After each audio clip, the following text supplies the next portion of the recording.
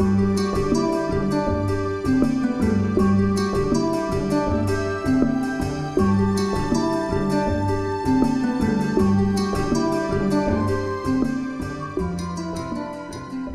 sommes au Café des éditeurs à Paris en présence de l'auteure Catherine Zungrana. Alors, auteure, écrivaine, coach littéraire et organisatrice de la plume, l'initiative de la Cité des mots pour tous les livres. Alors, bien évidemment, on va la rencontrer pour cet ouvrage, Nassara la fille au teint clair, et les ateliers, les recueils des nouvelles, tous à vos plumes, donc les éditions edilivre.com. Bonjour Catherine. Bonjour Catherine Zungrana. Merci déjà d'avoir accepté notre invitation au Café des éditeurs à Paris. Qu'évoque pour vous ce lieu? Vous le connaissez? Vous avez l'habitude de le côtoyer puisque derrière vous il y a un certain nombre de livres? Curieusement non. Voilà, je suis plutôt une adepte des bibliothèques et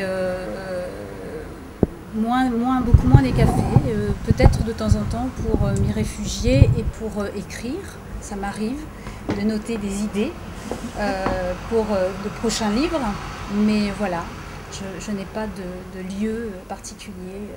Alors avant de parler de tous ces ouvrages que nous avons installés, bien installés sur ce présentoir, nous allons faire un parcours, mieux vous connaître, que les téléspectateurs d'ACI Antenne Caraïbes Internationale qui sont les habitués donc, de l'émission. Quel est votre parcours, votre cursus et bien évidemment vos origines? Alors si je dois commencer par mon parcours, ou les origines. Les origines déjà. Allez, on fait connaissance, vos origines. Alors, en ce qui concerne mes origines, donc je suis franco-burkinabé. J'ai grandi en partie au Burkina Faso. J'ai passé mon enfance au Burkina Faso. Ce qui est la raison d'ailleurs de mon premier roman dans lequel je raconte une enfance entre mon pays d'origine, le Burkina Faso, donc, et la France. Voilà. Donc j'ai vraiment les deux cultures, je suis biculturelle et c'est quelque chose voilà, à laquelle je suis très attachée. Voilà. Parcours professionnel, alors vos études, votre cursus universitaire, qu'est-ce que vous avez fait comme études? Je crois que vous êtes une grosse tête, hein, entre guillemets, hein, vous avez un background assez intéressant. Je ne sais pas si on peut le dire comme ça, donc tout d'un coup je me sens vraiment toute petite, je vais peut-être vous décevoir, Randa. Donc oui, j'ai fait quelques études universitaires, j'ai fait des études de langues étrangères appliquées. Et ensuite, j'ai bifurqué plutôt dans le marketing, le commerce international. Donc voilà, et ce qui m'a permis de travailler principalement dans de grandes entreprises françaises dans la communication. Profession actuelle, qu'est-ce que vous faites? Alors, je sais que vous êtes auteur, voilà. Coach littéraire. Voilà, je fais du coaching littéraire. Alors, qu'est-ce que le coaching littéraire, de façon à ce qu'on puisse mieux comprendre? Ce n'est pas une maladie. Ah oui, ou alors, en général, c'est le coach pour le bien-être. Là, c'est la littérature. En deux mots sur cette profession.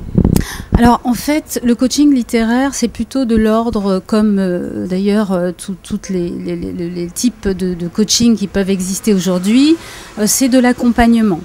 Donc là, j'accompagne en individuel ou en collectif des personnes qui veulent écrire un livre. Donc je les accompagne dans le sens où je vais les guider pour qu'ils puissent faire aboutir ce beau projet d'édition.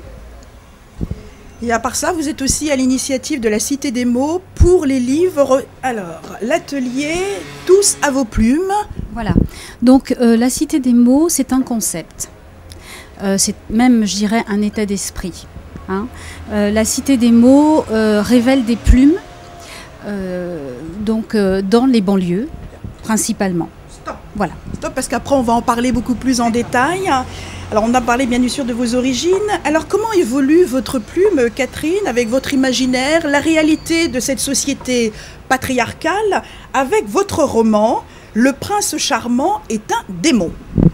Oui, alors bon, déjà j'imagine, oh là là, le prince charmant est un démon. Bon, ben déjà, c'est plutôt intriguant, me semble-t-il. Il y a beaucoup de... quand j'étais en dédicace, d'ailleurs, c'était très amusant parce que les femmes, en général, accompagnées de leurs époux, regardaient un petit peu le livre, attirées par le titre, et puis les messieurs étaient là, très méfiants, en me regardant un peu de haut. Je vous rassure, messieurs, tout le monde en prend pour son grade. Non, c'est plutôt très amusant. C'est une parodie sur le prince charmant qui est partie du mythe du prince charmant entre le moment où nos mamans nous en parlent et la réalité qui ressort quand on est confronté à un moment donné à ce fameux prince charmant. En même temps, bon, comme c'est une parodie, c'est plutôt du second degré. Donc ce sont des portraits de ce fameux prince charmant sur lequel il ne faut pas tomber. Voilà, y compris des princesses, plus ou moins charmantes, et donc agrémentées de petites anecdotes sur des femmes qui l'ont rencontré. Je vois aussi des illustrations, il y a aussi de l'illustration. Oui, l'illustration, c'est quelque chose que j'aime beaucoup.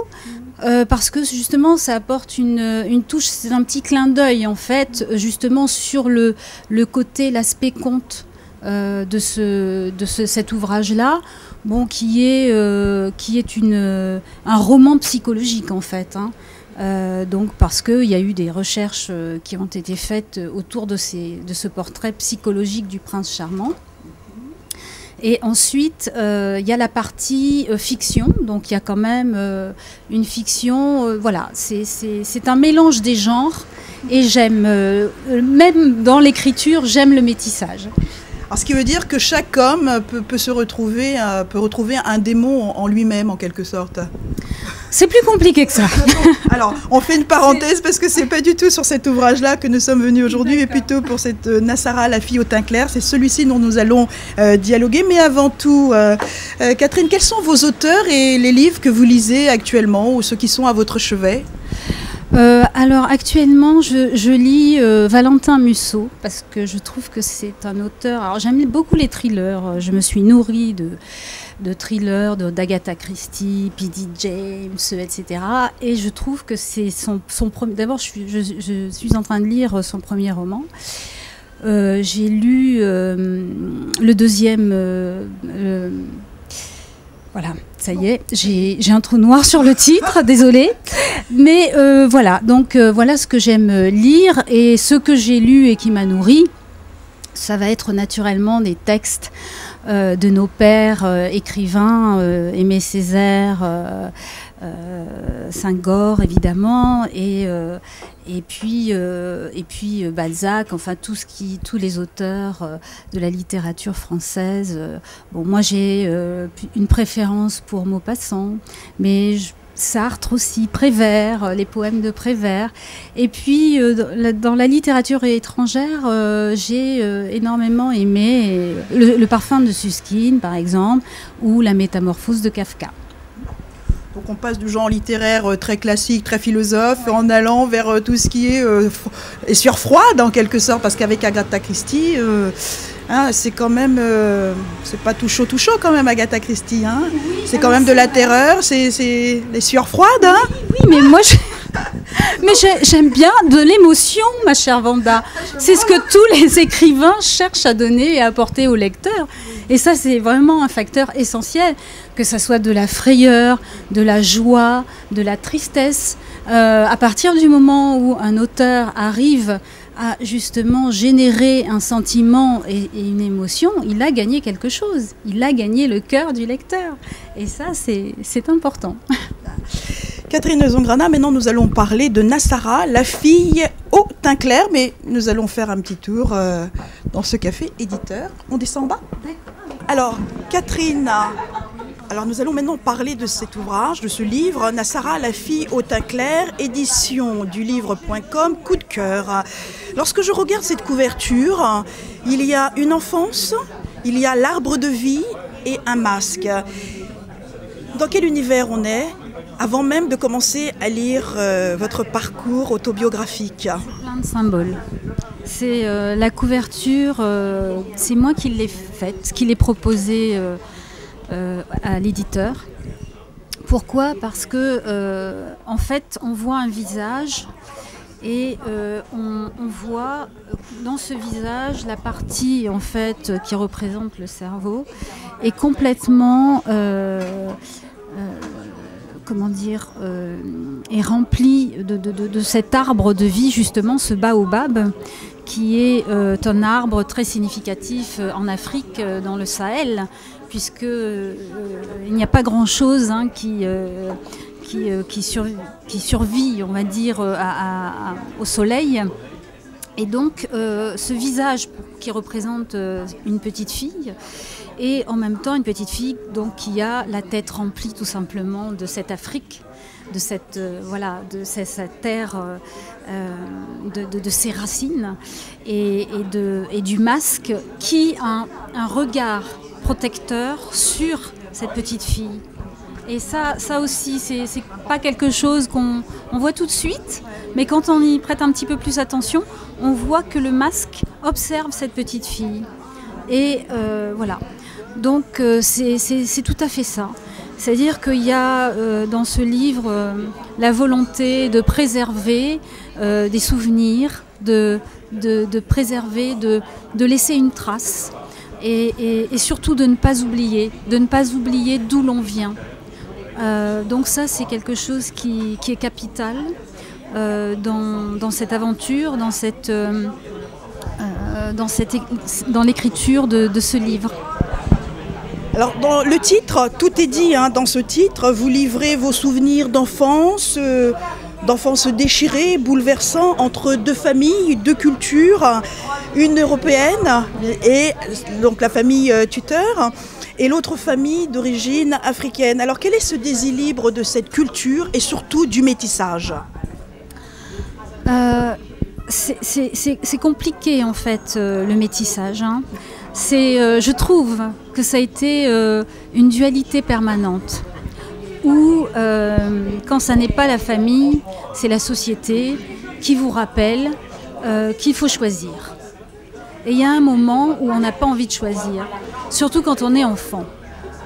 Et on a envie tout simplement de prendre ce qui nous permet de nous épanouir et de nous construire. Et donc, j'ai voulu raconter cette histoire, pas d'un point de vue adulte, mais d'un point de vue justement d'une enfant. Le regard d'une enfant sur, tout d'un coup, les choix qui lui sont imposés dans sa vie. On lui dit, voilà, là tu vas aller vivre. Donc il se trouve que c'était ma culture d'origine Burkina Faso. Tu vas vivre dans ton pays d'origine, qu'elle ne connaissait pas, puisque j'y suis allée, puisqu'il s'agit de moi. Mais vous voyez, je prends du recul. Ça me permet d'être plus libre aussi pour en parler, parce que c'est quand même une autobiographie. Donc c'est aussi le fait de dire, voilà, j'ai en moi, dans mon sang, dans mes veines plutôt, coule le sang, un sang qui est occidental et un sang qui est africain. Et surtout, ne me demandez pas de choisir. Voilà, je suis ce que je suis, je ne veux même pas l'identifier. Mais en tout cas, j'en suis fière, ça c'est certain. Alors une enfance paisible, et soudain il y a l'abandon. Donc il y a cette notion d'abandon, il y a le manque d'amour d'une mère biologique, qu'on ressent tout en étant femme aujourd'hui. Et comment enfant, de l'enfance à l'adolescence, vous avez créé votre petit monde imaginaire en tant qu'enfant et surtout en tant qu'adulte après, de votre propre identité. Je pense que les enfants sont beaucoup plus forts qu'il n'y paraît. Effectivement, je n'ai pas choisi ce qu'on m'a imposé. Je n'ai pas choisi d'être abandonnée à la naissance par ma mère. Il a fallu que je grandisse sans mère, ce qui a été très compliqué. Mais en même temps, en Afrique, il y a j'ai été élevée en fait par ma grand-mère dans la brousse. On va revenir, nous parlerons de la grand-mère Yaba tout à l'heure. Yaba, on parlera d'elle. Mais pour le moment, ce qui m'intéresse, c'est justement cette construction, ce monde imaginaire que lorsqu'on est enfant, on est abandonné, on est basculé dans des cultures qu'on ne connaît pas. Il y a des choses qu'on avait l'habitude de manier, comme le papier de toilette, hein, et que d'un seul coup, il y a des rituels en France qu'on ne retrouve pas en Afrique. Alors comment, enfant, petite fille, on arrive à se construire et à trouver sa propre identité? Mais on s'adapte. Quand on est enfant, on s'adapte et voilà. Quand on est enfant, on s'adapte à tout à partir du moment où on a l'affection des siens, des proches. Et surtout, comme je vous disais, on cherche avant tout à s'épanouir, à pouvoir exprimer aussi ce qu'on ressent. Et ça a été essentiel. Donc, on va dire que j'ai tout de suite senti, moi, instinctivement, comment je pouvais réagir en ayant vécu dans l'abondance, de pouvoir vivre dans la restriction. C'est vrai qu'il est difficile de gérer ses manques, et comme il est difficile de gérer ses envies. Et c'est ce que j'ai appris. En ayant ces deux cultures-là, en vivant auprès de ma grand-mère qui m'a quand même apporté, et je suis obligée d'en parler parce que c'est le lien. Mais tout ça pour vous dire qu'effectivement, on peut arriver à s'adapter et à accepter. Il faut accepter aussi. Moi, ce qui m'intéresse, Catherine Zoungrana, c'est justement ce monde imaginaire que, enfant, vous avez créé. Qu'est-ce que vous avez créé pour justement vous retrouver, être accepté par cette famille que vous ne connaissiez pas? Parce qu'après, il y a le petit frère qui arrive et vous êtes maman de ce petit frère. Il tourne autour de vous, donc il y a un bien-être qui s'installe. Enfin, quelqu'un même. Et il y a l'arrivée de la petite fille. Donc, une petite fille, on fait un petit peu soulagé. Mais comment on se crée? De quoi on rêve quand on est enfant, justement, dans ce milieu? C'est ça qui m'intéresse. On s'accroche. Alors, et c'est ce que j'ai fait, moi. Je me suis accrochée à ce que j'avais connu, finalement. Oui. Voilà, à l'amour de mes tuteurs, qui, je savais, n'étaient pas si loin qu'il y paraissait. Et en fait, ce n'est pas vraiment un monde imaginaire que j'ai créé. Pas du tout. C'est pas du tout un monde imaginaire. J'ai créé des liens. J'ai créé des liens avec tous ceux qui m'entouraient. Et y compris ce petit frère que j'ai effectivement élevé comme une vraie maman. À l'âge de 7 ans, j'avais déjà des responsabilités. Je m'occupais de la maison comme une vraie petite maman. Et c'est ce qu'on attendait de moi aussi. Ça a été très difficile parce que finalement, ce n'est pas la vie d'une enfant. Et donc, je ne peux pas dire, je ne peux pas vraiment dire que j'ai pu me créer un monde imaginaire parce que la réalité me revenait de plein fouet quand je réalisais que j'étais seule finalement. Et c'est ça qui a été difficile. Donc après, voilà, bon, ça s'est arrangé. Mais ce qui m'a aidée, c'est de partager ma culture, finalement, de connaître ma culture, d'apprendre les rituels, les traditions. Ça m'a fait grandir. Parce que ça m'a donné aussi, quelque part, ça m'a fait mûrir peut-être trop vite. Mais je ne m'en plains pas. Alors, des tuteurs bordelais, puisque c'était des bordelais. On va arriver en Afrique avec la grand-mère. Alors, Yaba, qu'est-ce qu'elle a construit en vous? Qu'est-ce qu'elle vous a donné d'essentiel pour être aujourd'hui ce que vous êtes et de vous accepter dans ce métissage? Yaba, la grand-mère, qui a un rôle primordial dans le roman, Catherine. Ma grand-mère m'a tout donné. C'est la liberté. Donc, elle m'a appris l'instinct de survie.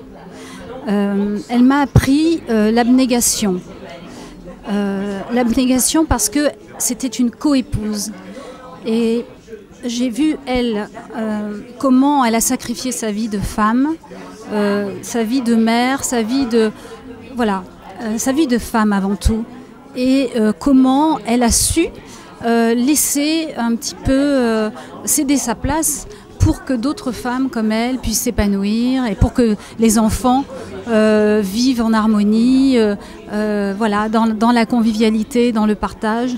Donc c'est une femme, c'était la première épouse mon grand-père. Il en a eu, mon Dieu, je ne sais plus, mais beaucoup. Et c'était la femme d'un chef de village qui était marabout. Voilà. Donc j'ai grandi dans cette brousse fauve sans aucun confort, à même le sol, à même la terre. Et elle m'a appris l'amour de la terre. Et je pense que ce qu'elle m'a appris avant tout, c'est que effectivement le plus important, ce n'est pas soi-même, c'est ce qu'on laisse derrière soi. Et pour ça, effectivement, il faut accepter de ne pas être la personne la plus importante. Et je sais qu'on a tous, c'est tout à fait humain, c'est dans la nature humaine aussi que de vouloir être aimé, regardé, être valorisé. Hein. Mais je trouve que le plus important, c'est ce qu'on peut laisser derrière. Votre rapport avec l'Afrique aujourd'hui, Catherine Burkinabé, comment ça se passe ? On va dire, je m'implique dans certaines associations qui agissent en faveur du Burkina Faso, mais j'ai de moins en moins l'occasion d'y aller parce que j'ai des activités, comme vous le savez, qui me prennent tout mon temps avec les jeunes en banlieue. On reste toujours sur le livre. Nassara, la fille au teint clair. En toile de fond, il y a beaucoup de tristesse. Donc vous venez de le témoigner avec ces quelques larmes des yeux, de la douleur, des pleurs, le sentiment souvent de perdre des gens qu'on aime. Pourquoi vous avez ce sentiment ? Parce que c'était, je pense, extrêmement... Enfin, je trouve que c'est justement l'abandon. C'est ce qui ressort de ce livre aussi. L'abandon déjà par ma mère biologique, mais ensuite le fait d'être éloignée de mes tuteurs, ma deuxième famille, celle qui m'a prise en main, et puis d'être comme ça toujours entre deux mondes finalement. Donc ce qui m'a d'ailleurs appris à ne pas m'attacher au lieu. Voilà, je ne suis pas du tout attachée à un lieu. Je ne recherche pas ça aujourd'hui. Alors Catherine, lorsqu'on ouvre le livre, vous avez souhaité, c'est une volonté peut-être de vous, de l'éditeur, d'illustrer votre parcours, votre vie de l'enfance à la femme, la mère que vous êtes, femme, mère, adulte, en partant de votre enfance. C'est quoi ? Oui, en fait, c'est justement d'illustrer, parce que j'aime bien le côté de pouvoir visualiser, parce que quand on lit, on interprète, on s'imagine effectivement, et tout d'un coup là, on retrouve les personnages à la fin du livre. Donc ça, c'est un effet de surprise que j'aime bien aussi, apporter pour finalement ramener peut-être encore plus d'authenticité dans le récit, et puis que chacun puisse aussi s'identifier finalement, parce que ceux qui lisent le livre, les lecteurs qui lisent le livre sont aussi bien des occidentaux, on va dire, que des Africains.